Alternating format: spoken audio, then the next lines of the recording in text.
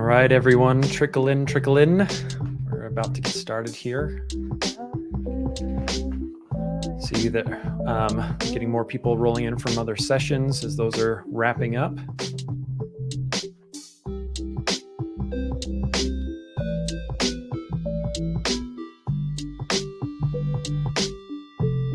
Tell you what, we've had a great day today. I don't know about you guys, but wow, a lot of these sessions have been awesome. Curious, I'd love to know in chat, what are some of your favorite speakers or sessions that you guys have attended so far?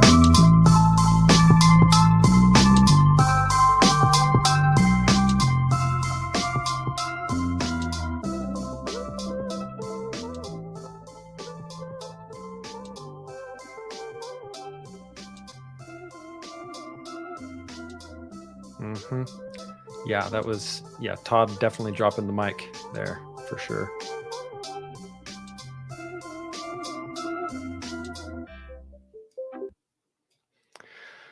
All right, we'll go ahead and get started. Thank you for everyone for joining us for this session of the 2022 Sales Engineering Compensation and Workload Report with John Cook. My name is James Birdsall, and I'm the Director of Demand Generation here at Consensus, and I will be your moderator for today's session. DEMOFEST is presented by Consensus. Consensus, as you've heard probably several times today, is an intelligent demo automation software that helps scale pre-sales with interactive video demos. You can learn more at goconsensus.com. And we'll actually drop an automated micro demo in the chat if you want to check it out yourself and experience it today. Consensus is proud to provide this event for free to all attendees. However, we'd like to invite each of you to donate to our company's humanitarian organizations if you'd like to. You can learn more about this and donate via the link in the reception, or visit our expo hall and check out our DEMOFEST Gives Back booth. As with our other sessions, we encourage you to participate on the right side of your console. You can engage through the chat function. And we'd love for you to hear your thoughts there, questions, please share. And throughout the sessions, you may see polls. I encourage you to participate in that tab as well, as those are posted. We will be doing a Q&A at the end of the session, so feel free to ask questions, whether it be in chat or in the QA tab. Please participate there. We'd love to chat about whatever question you have. And if at any time you're having technical difficulties, toggle to your profile in the upper right corner and click Get Support. Now I'd like to introduce our speaker. John Cook is the Director of Communications at Consensus. For the past 3 years, he's been searching out the brightest thought leaders in the pre-sales space, conducting original research, and generally making a nuisance of himself. He's the author of the Sales Engineering Compensation and Workload Study. And with that, I'll turn the rest of the time over to you, John. Fantastic. Thanks, James. It's true. I'm beating down doors and shaking trees to get the research done and to spread the word about DEMOFEST. And it's kind of fun. It's a fun space to be an evangelist in right now. So, by way of introduction, we're going to be talking about this 2022 Sales Engineering Compensation and Workload Report. And rather than go through a slide deck, I decided we'd just go through the report itself. We won't touch everything, but we will hit the high points. Let me make sure my mic's all good. We'll hit the high points and some insights that were a little bit unexpected, and we'll look at some emerging trends. So I know this report pretty well. I'm technically the report author, though that sounds a little bit more exclusive than it should. There were a ton of people who contributed to this report, including James, and the whole team really came together to make sure that it was a success. We're really pleased with it. We find little things here and there that, typos and stuff like that, but overall, we're really excited for everybody to have this in their hands. So, going through, you can see a little bit about Consensus, etc. But I think we'll just jump into the demographics of the report. Who are we talking about, or whom are we talking about? And you can see that the these are sales engineering leaders and individual contributors from all over the world. The majority come from the United States, Europe, United Kingdom, though we had quite a few responses from elsewhere in the world as well. You can look down here and see company size. You can also see what kind of product they are selling. We got people from outside software, although interestingly enough, the responses from outside software did not show significant differences in mean and median from the software respondents. Moving to the rest of the sample, we are split between individual contributors and pre-sales leaders. Over on the right, you can see a distribution top to bottom as far as the years of experience that are covered in this report. We got a vast range from people who have been in their current role for less than a year, all the way to people who have been doing this long enough that they were probably responsible for the name pre-sales. And we're really excited to have that wide range of experience.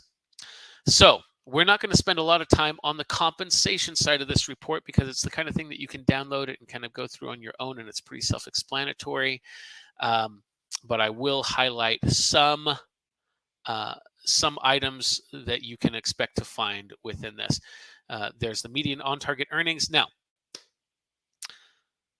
one thing I do want to say, because this is, I explain it a little bit in the regions and currency section down here on the left, but it can be a little bit confusing. All salaries and OTEs are reported in US dollars. Okay, and that's why we can put them all on the same graph and you can actually do a meaningful comparison. We separate them, we group them by region. So the USA is over here, the UK is over here, but these are still US dollars. These are not pounds sterling. The Eurozone's here, but these are not euros. These are all US dollars. So that's just something I want to make very clear. And that's so that we can have more meaningful comparisons between all of the different regions. OTE at a glance. There's a lot to go through in this graph. I'll just highlight a couple of things. We've got, for all of these regions, we've got individual contributors here at the top. We've got leaders here beneath them. And then we go through median, mean, minimum, maximum statistics, as well as the count. So you can see kind of what the significance of the numbers are by the count, and whether they receive stock options, how their quotas are handled, whether they have personal and team quotas, no quota at all, or team-only quotas for both individual contributors and leaders. So encourage you to dive into that. And going back up there, I mean, you can see some of the things that have surprised a lot of people in this report are how few SEs carry an individual quota. Some people I know Don Carmichael mentioned that he was really surprised that more people weren't carrying personal quota in the United States. He thought that was a really kind of a cultural thing, but in the SE community, very much still a team sport. And with almost half, 40%, not carrying any quota at all. All right, so let's talk a couple of trends in compensation before we move on. Our research indicates that early stage individual contributors are looking at consistent raises over time as their experience grows. Once you transition into leadership, it seems as though early leaders now are coming in at a pretty high level, sometimes a higher level than their more experienced counterparts. Now, this may be a function of inflation. If you're experiencing and feeling kind of the pinch of that, I know that hiring and recruiting is just going crazy right now. You get reached out to on LinkedIn all the time, and people are putting some crazy numbers up there trying to get the best talent. So that's just kind of the environment we're in. But higher earners spend more time with larger customers. Now, remember, my little caveat here is that correlation does not imply causation. According to XKCD, it gestures furtively and waggles its eyebrows, but it does not imply causation. So causation has to come from theory. This is statistical jargon, but I'm just putting it out there as the disclaimer. So higher earners tend to spend more time with larger customers. The way you read these graphs is on the x-axis, it's the percentage of time here on the top that they spend with customers with less than 150 employees. The closer you get to 100%, the lower your median OTE. Okay, OTE, by the way, stands for on target earnings, if that's not a familiar acronym. Conversely, down here at the bottom, if you spend a higher percentage of your time here, going up toward approaching 100%, if you spend a higher percentage of your time with customers with 10,000 plus employees, your OTE goes up. Now, this is something that's kind of intuitive on the sales side, right? Enterprise sales reps tend to be the more veteran sales reps, and they tend to make more. It's something that we have confirmed now on the pre-sales side as well, just as a predictor of OTE. Bigger deals also mean higher OTE. This is another thing that we know kind of intuitively from sales, but have confirmed now in pre-sales. Now, the rest of this section is devoted to distributions.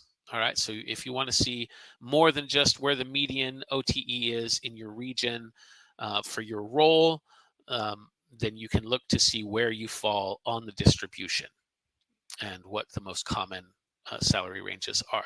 And that's for the US. We cover both base salary and OTE. We cover it for leaders and individual contributors for the UK and Europe, because that's where we had the most data. All right, let's talk about workload for a minute. And there's a lot in the workload report. We're going to hit, again, some high points, but we first start talking about hours worked. And we have 40%, we found that 41% of respondents work more than 46 hours on a regular basis. You can see that the median work week is about 43 hours, not crazy by executive standards or even IC standards oftentimes, but it's as companies move toward, unlimited PTO models and things like this, there's still a very big pinch felt in the pre-sales community. Moving down, more frequent crunch weeks do correlate with higher OTE for leaders, but not for practitioners. I was surprised about this. I was surprised about a lot of it, but in this case, if you're working crunch weeks more frequently as a leader, that's usually going to correlate with the higher earnings, whereas more frequent crunch weeks as an individual contributor don't necessarily correlate with higher earnings.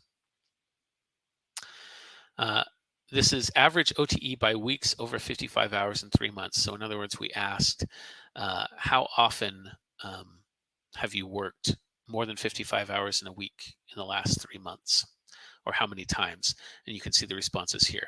A lot at never, 1 or 2 times is very common. But if you add up all of these that are more than 5 to 7 times, more than 5 times over the last 3 months, it's quite a few respondents that are sitting over the mean for leaders and ICs both. And then this asks, what is the maximum number of hours you've worked in a single week or 7-day period over the last 12 months? And if you want to see what crunch weeks, how bad crunch weeks can get, this is the place to go. So quite a few people have worked 60 hours at least once in a 7-day period over the last 12 months. There's some people up here that need to adjust work-life balance, I think, because those are pretty crazy hours to be posting up there on the scoreboard. Intro demos illustrate a misalignment in pre-sales activity. Okay, this is something that is, I think, indicative of a lot of the problems that we see as a lot of the challenges that are faced by pre-sales teams all over the world. Here's what we're looking at. If we look, we're going to go back and forth between this page and the page 30 and 31. So if we look at last year's report where we asked which key activities, and you could select more than one with a max of 4, would have the greatest impact on your success if you or your team could devote more time to them. In other words, what are the high leverage activities? If you could spend more time doing them, what would move the needle, right? So by far, the largest, the most common response was discovery. If we could do more discovery, we could move the needle more. We could close more deals. We could have a greater impact on our KPIs if we could do more discovery. The next is technical demos, then planning and architecting solutions, and then product knowledge improvement. Now, what I want to highlight here is where on this continuum intro demos fall. They're way down here. In fact, the only things that intro demos beat were RFPs and other. In other words, RFPs and stuff we can't even think of are the only things that are less effective at moving the needle on this list than intro demos. Now, if we go back up here, here's how this question was asked. We asked where pre-sales is spending their time. All right. Now, happily, technical demos took up the major portion of this. This represents good alignment. Discovery takes up 15%. Now, ideally, if we could have our way, according to this chart down here, those would be reversed. Technical discovery would be more time than technical demos. Can't always get our wish, but at least those are still top two. The third most time-consuming activity for pre-sales teams is intro demos at 14%. Now remember, its effectiveness, however, so far we're aligned on the top two, but instead of planning and architecting solutions taking up the next spot, we jumped intro demos from way down here to taking up a ton of time. Now, our recommendation, therefore, based on this information, is that you quantify. In fact, we're going to be launching some research this quarter on intro demos and what the toll is that they take on the team, like how many resources do they absorb, etc. And we find that is the first major point of misalignment between what we wish we could do in pre-sales teams and what we actually have to do. Everything else is fairly well aligned going down the spectrum. Intro demos are the ones that jump the queue and insert themselves much higher in the resource claim than their importance would seem to suggest they should. Okay.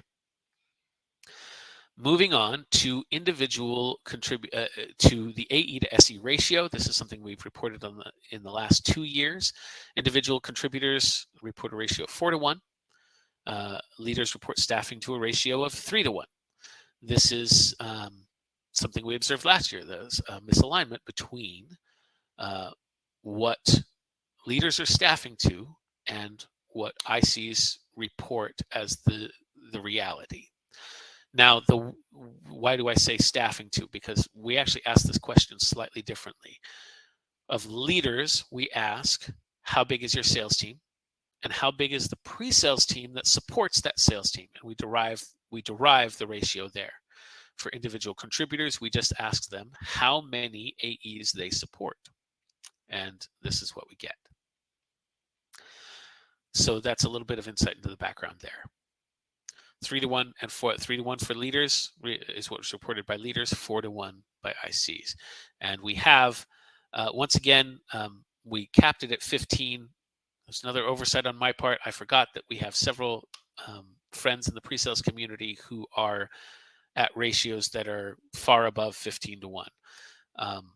They're pretty amazing, really high performance, kind of well-oiled teams there that are doing that surprisingly are not the people with the 80-hour work weeks, which is what you would think. All right, AE to SE ratio continued.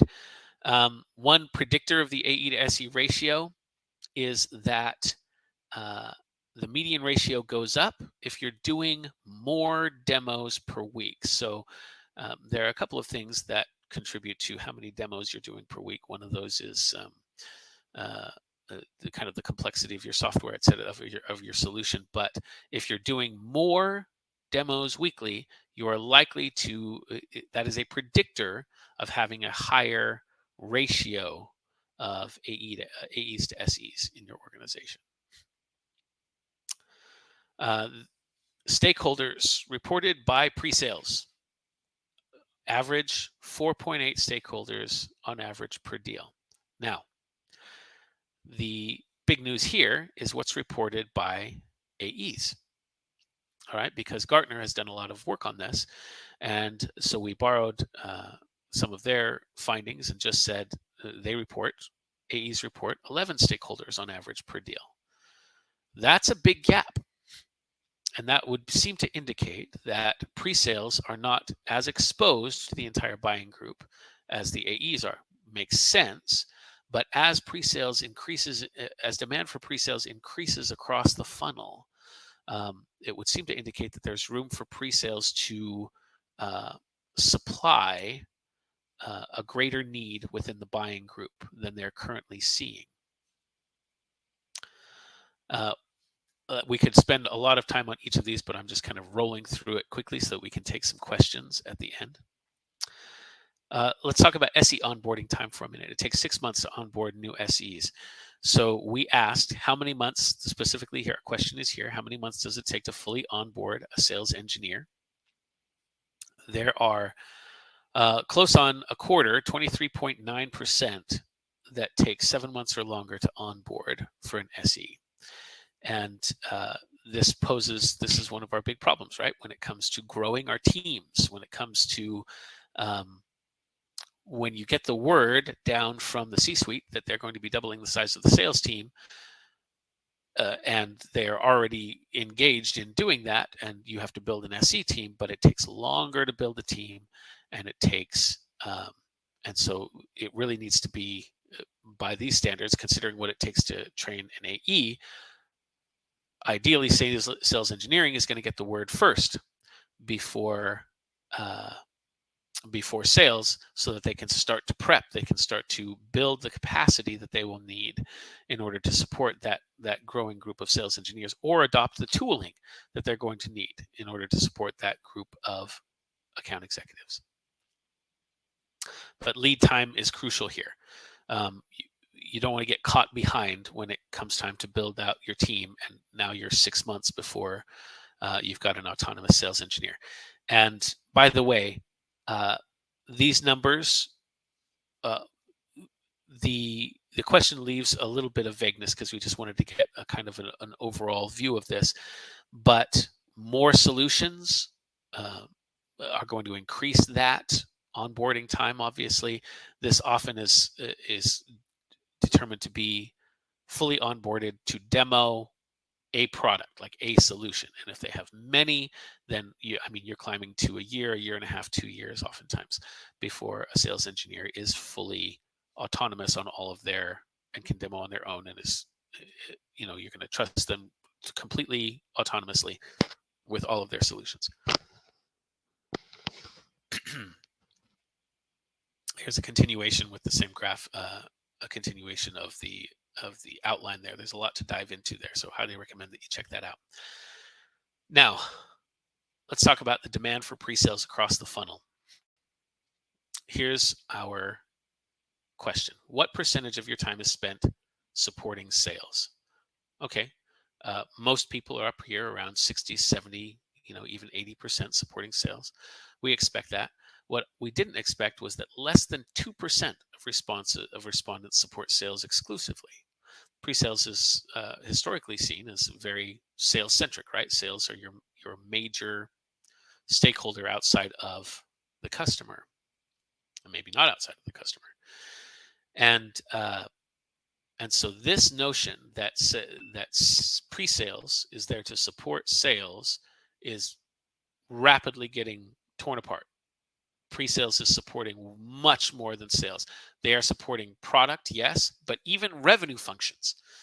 Because things like marketing, BDR, client success, all of these, the post, it's often said, post-sales was always pre-sales. Pre-sales is in demand across this entire spectrum. Many of you will have heard me kind of rant about this before in podcasts and so on, that when a customer comes onto the website, we heard from Alistair this morning in our keynote, we get 17%. Vendors as a whole get about 17% of the buyer journey as far as a direct communication with the prospect. That's split up. If they're checking out 3 different vendors, you get a third of that. So what are you at? 6 or 7%? the journey that customer goes through is largely self-directed before they ever engage with sales. We all know this.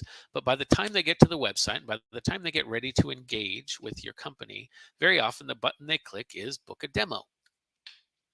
They wanted something when they clicked on that. They didn't get it. They got a form. Okay, necessary evil, but now I'm depressed about them abusing my inbox potentially. And then I fill out the form, and then I get a BDR, and the BDR isn't what I asked for either. They're going to try and qualify me, and they're going to ask me questions that I am going to have to answer, such as, "Are you the decision maker?" No, I'm not the decision maker. I'm investigating for the buying committee. Okay, do you have budget? Do you have the authority? Do you have all of these things? Or can we get the decision maker on the line for the first call, et cetera? We're going to light those hoops on fire, and all of this is what they have to go through. Now they're going to talk to sales. Sales is going to further qualify them. Tell me about your objectives. All of this when what I asked for was a demo. Now, we had a big discussion on what constitutes a high-performance pre-sales team a couple of sessions ago, where we discussed speed to demo. Is a greater speed to demo a good thing? Do you not sacrifice some of the things that are built up by doing a better discovery, right? All of that is valid. But the fact remains that the customer asked for a demo, and they still have not gotten one. And they have answered a lot of questions, however, but they weren't necessarily discovery questions. And so all of this to illustrate that the demand for pre-sales is just getting dragged further forward. Some people talk about scaling pre-sales left, right, in the overall sales process. And this is an indicator of that. I'll provide you a little bit more insight into this as we go down here. The percentage of time spent on sales is roughly similar between leaders and ICs. It's not 100% for either leaders or ICs. It tends to be the other functions that they tend to spend time on. 15% of their time on average on client success, 9 to 10% of their time on marketing. I think Don Carmichael has a session. Hello, pre-sales, welcome to the marketing department. That's not entirely facetious. 10% of their time on business development, right? BDR work, and then 16 to 8% of their time on other revenue functions. We haven't even talked about product, right? This is the stretch that's going on in pre-sales, and this is where the demand for scale comes from. And what we're seeing is that the demand is not slowing. The demand is increasing, and we're going to see that as in the influence that pre-sales exerts as well. All right, SE supports 6 to 7 solutions on average. You can dive into that, and you can see what the distributions look like there. Some people are out there slinging 45 products. That's amazing to me. Which of the following best describes how SEs are assigned to fill requests for pre-sales resources? All right, what's your assignment model? Are you assigned to specific AEs or to a pool? Is there another model that is used here? Some people are using AE choice or geography, right? Sometimes it's going to be language, something like that. A mix. Sometimes there's just one SE in the organization. Sometimes it's the specialization. But by far, the AE assignment model is the most popular, followed by the pool model. And what do we find? Assigning SEs to specific account executives predicts shorter onboarding times. And that's statistically significant. 16% shorter demo wait time as an advantage over the pool method, and it's even got an advantage over all of the other methods combined as well. The pool method seems to be the longer onboarding time in months and in demo wait times as well. So the AE assignment model generally correlates to a shorter wait for the demo. The average is 5 business days, by the way, and shorter onboarding times both, which is not something I had necessarily anticipated. Just controlling for everything else and relying solely on the assignment model. Most important pre-sales KPI is still revenue. No big surprise there. However, we have feedback from sales has jumped up. It is the second most important KPI that we focus on. Demo and POC activities. There are a lot of new tools in the area, and a lot of teams are starting to track these more closely. The demo and the POC activities. Now, going back to where we spend our time, right? Are we aligned with the most important activities we could be doing? And if you're not measuring it, it seems to be a hallmark of teams that are improving drastically that they are measuring this. Sales quota, percent of deals won versus lost. And you can go, technical win is down here. It's still on the board. It's just middle of the pack. I know there's a lot of controversy about whether the technical win is still valid or not. We have opposing points of view in upcoming sessions, or one of them may have already gone. But I believe they're both still upcoming sessions where you can hear different arguments for whether the technical win is still a great, valid way to go, or whether it needs tweaking. We did a recent poll on LinkedIn about that as well. This, I think this is indicative as well of alignment challenges that we have in pre-sales, where we talk a lot of, we discussed this in our last session, where we have alignment issues between maybe the C-suite, pre-sales, sales, and the customer, just to name 4 different parties that are interested in pre-sales performance. And looking at those KPIs, I would invite you to go in and see if you can find where we align with customers and how we align with customers, where we align with sales and how we align with sales, and then the C-suite as well. Continuation of the KPIs. All right. 40% of sales engineers only have a team quota. So we are talking, this is kind of how it's structured and how it's always, and it seems like how it's always been done, but attribution has always been a difficult thing in pre-sales. This is an indication of that. Especially insofar as there's such a large proportion of teams that have no quota at all. Now, for a lot of people, that's kind of why they prefer pre-sales to sales, is the lack of a quota facilitates the trusted advisor role, right? I don't have a horse in, I don't directly have a horse in this race as far as whether or not I'm going to take home a paycheck from this particular deal. And by structuring it that way, obviously, you can facilitate a more trusted advisor role with the customer, which is awesome. However, when you consider that the main KPI is ARR, you can see that there's a disconnect there as well when you have no quota, team or otherwise, but you're gauged on ARR. So some work to be done there. But moving to the personal quota, 53% of personal quotas are measured on ARR versus TCV or others. Sometimes it's ARR and TCV. Very few people are measured just on technical wins now. So this is one of the ways that teams are seeking to align across all of the functions, right? If we align to ARR, then that aligns C-suite, it aligns sales, it aligns pre-sales, and it's the most relevant, arguably the most relevant feedback we can get from customers. But I think you'll find that it is insufficient on its own to align pre-sales to the point that pre-sales would like to be aligned in order to get a more strategic voice within the company. So 53% of team quotas are measured just on ARR, so same as the personal quotas.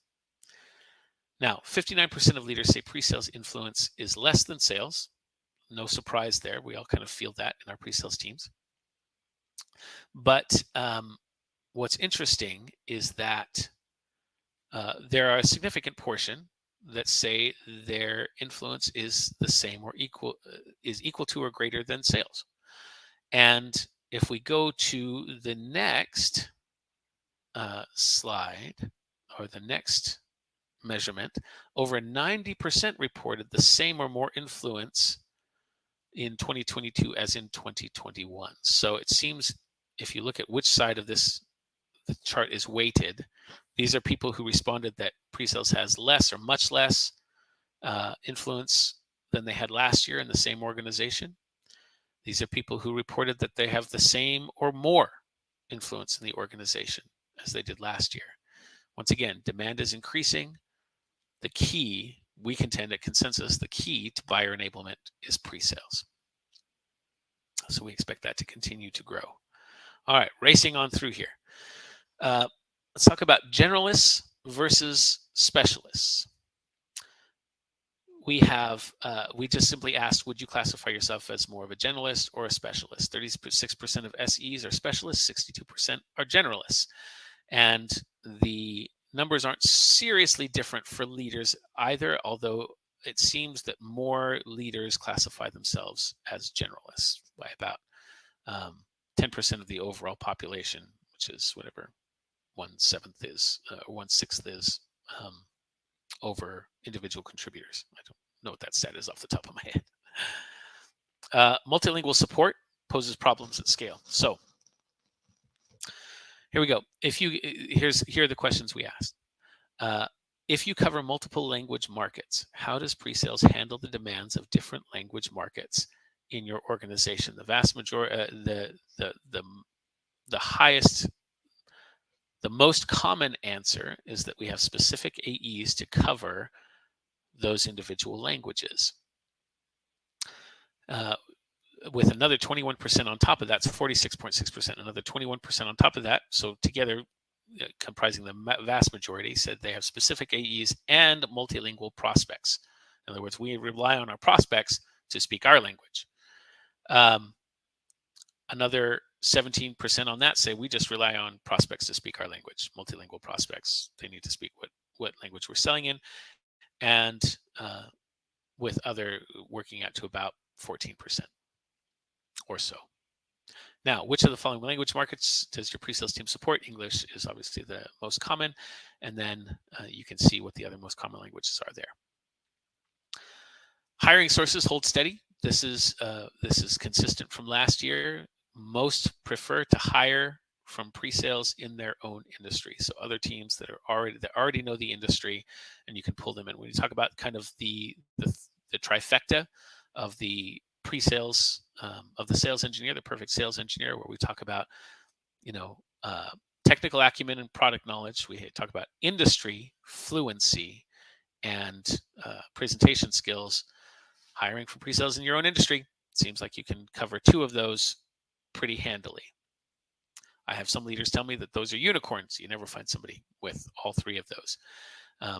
There are a few, they tell me, but they get fought over quite a lot. It's a little industry advice. Be the unicorn. A little career advice, rather, is be the unicorn. Outside pre-sales, but inside of the customer industry. So it seems like the next most common is to settle for industry fluency, if we have to pick just one. An internal hire, that would indicate that they already have at least product fluency or familiarity with the product. And then pre-sales outside of our industry, presentation skills, pre-sales skills that are outside of the industry, outside of the product, is after that. And then you can see sometimes we're hiring from outside pre-sales and the customer industry, direct from college, sometimes the boss's family. I know that we have some sessions on where to hire pre-sales and some hiring out of the box strategies. We have lots of teams that we're working with that are advocating hiring from some non-traditional sources, teachers or other people who just have a passion for it, who can learn it. Leaders report more internal mobility than ICs. All right, so question is, were you hired directly into your current role from outside the organization? Most leaders were not hired directly into their current role from outside the organization. They promoted from within or cross-promoted, into a slightly different role. Whereas most individual contributors, by a wide margin, we're talking about 75% of individual contributors, reported that they were hired directly into their current role from outside of their organization. So going into an IC role is a little bit more difficult from within the organization. is what that would seem to indicate. All right, let's talk about demos. We have a whole section in the report just devoted to demos. And here's what we find. 31% of teams reported demo support from outside of pre-sales. So we asked who performs product demos for prospective buyers of your product. The majority are sales engineers performing those demos, but about 31% reported that they also have demo support from outside of pre-sales. Sometimes it's SEs and account executives together. Sometimes it's SEs, account executives, and others. And about 4% reported that there are other people. Sometimes in smaller companies, we find especially that sometimes product will fill the pre-sales role, etc.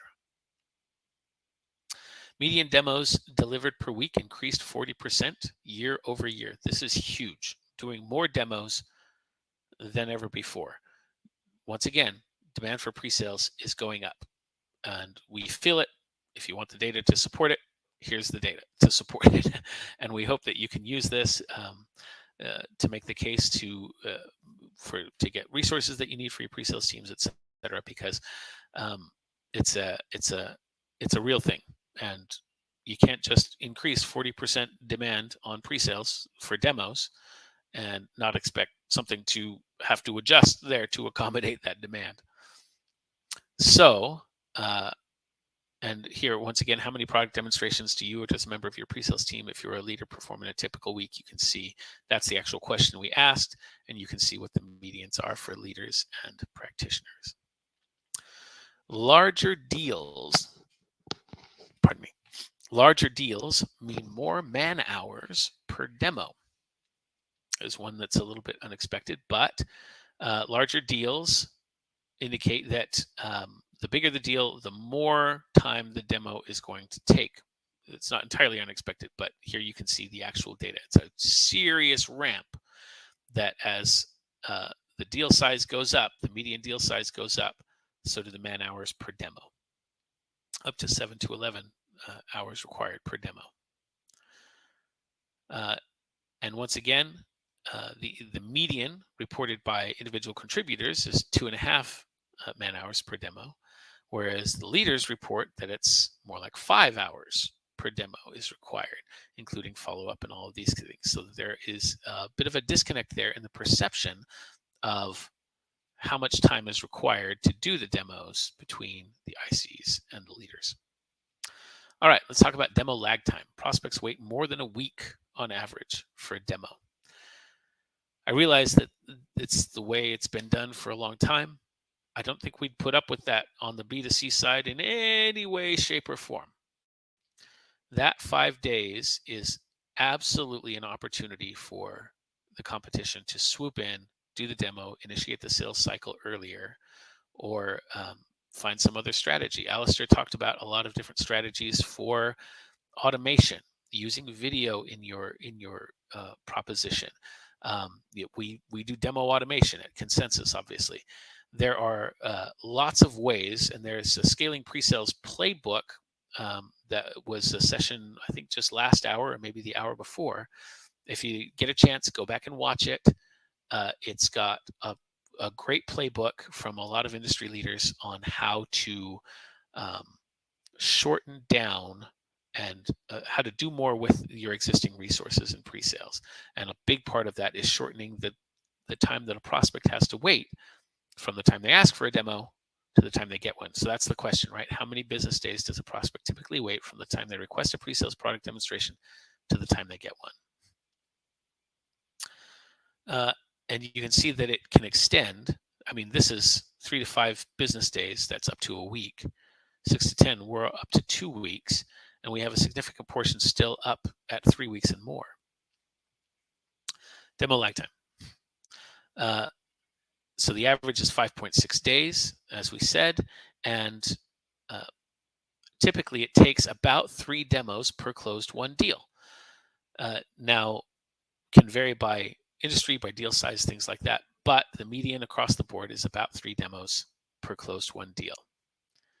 If you would like to know how to shave one off, there's a case study for Consensus coming up today or tomorrow.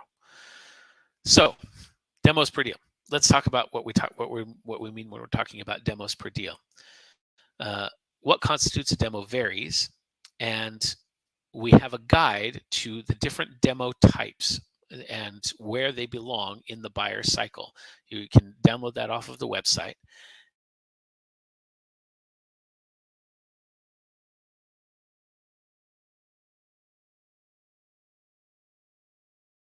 An initial vision of what can happen, that and once again, these are tailored to where the buyer is in their journey. It's not, you don't want to deliver a vision demo which is a little bit higher level to somebody who's further along in the journey. It's just fluff to them. But initially, give them a vision demo, and then you can move to a micro and a qualifying demo. Then you can do the pre-sales live technical demo and closing demos with FAQ demos sprinkled in. We believe that the trick to reducing friction in the sales cycle is not to provide the prospect with everything they might need. That is not the trick. Lots of people are doing that, deal rooms, microsites, all of these things. The trick is not providing the prospect with everything they might need. The trick, the difficult thing, and our task is to provide them nothing they don't need. We are very good at tuning out the noise. And the more noise there is, the more complex it is for me to sort through the information that's provided, the less likely I am to engage. So that is the great trick. Pare it back and provide exactly what is needed at any given time for the role. Hyper-personalization is a major theme at DEMOFEST this year, for the role all the way through the sales cycle. Okay. 30% of demos are unqualified. This number continues to kick a lot of our teams in the solar plexus because it is just such a massively high number. 30%, so almost 1 in 3 demos. The exact question is, what percentage of your product demonstrations would you classify as unqualified or underqualified? Fully 1/4 of SEs said that over 50% of them are unqualified or underqualified. So, as we attempt to scale, may I suggest that one of the biggest, most high leverage activities we can undertake as pre-sales teams are to better qualify prospects as they come in. Now, that is insufficient on its own. You can just set the qualification bar so high that your unqualified demos go down, but so do your overall, say, discovery demos or your indicators of growth, right? Because you just set the bar too high, and so all you're doing is leaving money on the table because you're qualifying out prospects that may have still gone through a buying cycle in an attempt to reduce the number of unqualified demos. So simply charting unqualified demos is insufficient on its own. We recommend pairing this stat, track it in your own org, and pair it with an indicator of success. For instance, if you track discovery calls and unqualified demos, and you can make discovery calls go up while unqualified demos go down, that's an indicator that your pipeline is getting more healthy. Props to Rob Dean for pointing that out over at Trintech. They did that, and we're just really stoked to see all of the results that they're getting. All right, so this is the last year's survey so that you can compare for unqualified demos. Let's talk about demo automation just briefly, and then we'll get to some questions here pretty soon. 58% of organizations automate some demo processes. So leaders report a higher percentage than, well, actually leaders and individual contributors are pretty down the line as far as what they're reporting through automation. But it is a 13% jump from last year. So automation is gaining some traction there. Aragon, as an announcement, we will be having a session. Our last session is a panel where we talk about the category creation of demo automation and where that lies. We'll be talking about demo automation versus things like PLG, right? Product-led growth, Where do they sync? Is demo automation a completely different thing? It's been announced as its own category, but they're different. There are different schools of thought on this. For instance, I think G2 just announced pre-sales enablement as the category that they would prefer to put this under, as opposed to its own separate demo automation category. So there's a lot to be discussed about this. It's a brave new world out there. So enjoy. So that is the end of the report. So I'd like to open it up now to some Q&A. Now, if you have questions, go ahead and drop them in the Q&A section as opposed to in the chat. That'll make it a little easier for us. Yeah, awesome. Yeah, thanks, John, for going through that. There's a lot of data there, a lot of stuff to go through. Yeah, sorry. No, it's great. It's very robust. It's awesome. And so again, like some people were mentioning in the chat, I would highly encourage you to follow that link, download the data, download the report, and go through it, because there's just so much stuff there that highly It's free, recommend. By the way. Yeah, no obligation, obviously. So yeah, let's get into this first question from Jamie. She said, I would love to know what type of business organization hierarchy SE leadership tends to roll up to. Is it a sales VP, enablement, other? Yeah, that's a great question. In our research, it is rare.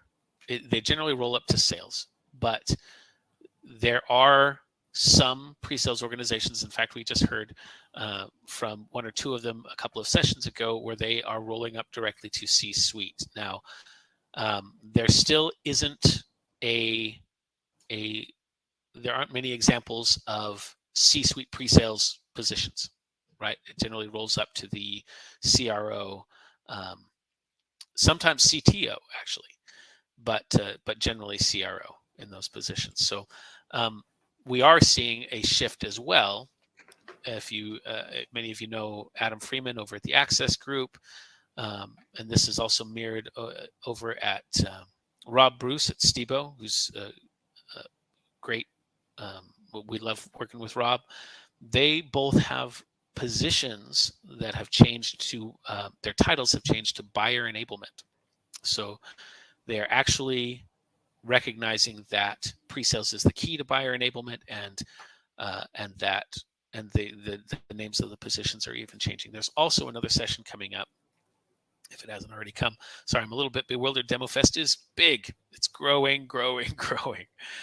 There's a session on enablement and how enablement actually makes most sense to come from pre-sales. Highly recommend that if you haven't checked that out already.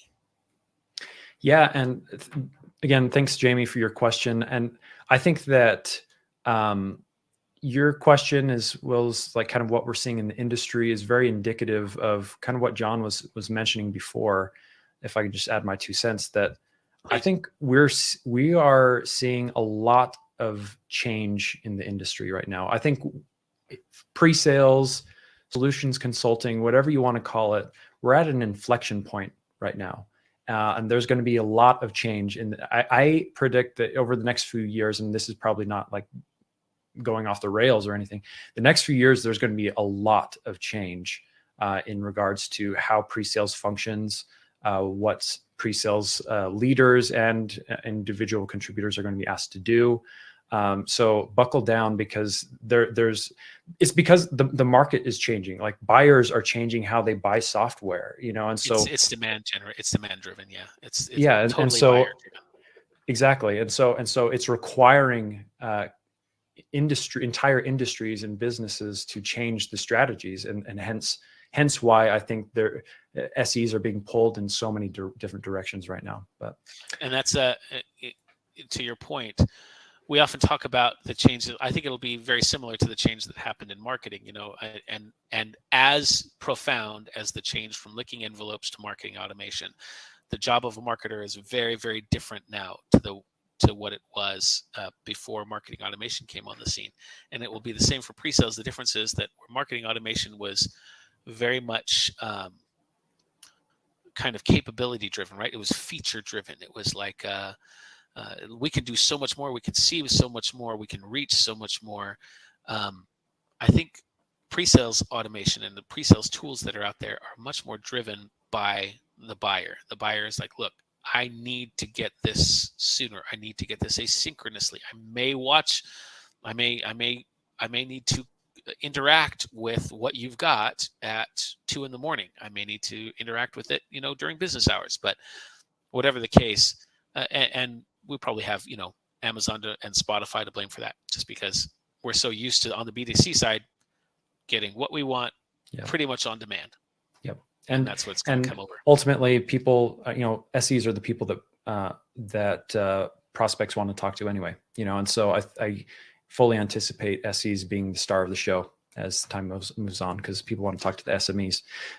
So let's get to Jordan's question real quick. He said, page 12 discusses the correlation between OTE and typical total contract value. Is there any research on total value over the course of the year? So, for example, person one whose typical contract value is 50K but sells 200 deals a year would likely be seen as more valuable than person two whose typical contract value is 1 million but only sells one deal a year. That is a good question. We are not, we did not track total ARR. That is, we focused on TCV, but there was a lot in that question. Can you take me through it one more time, because I want to make sure that I understand?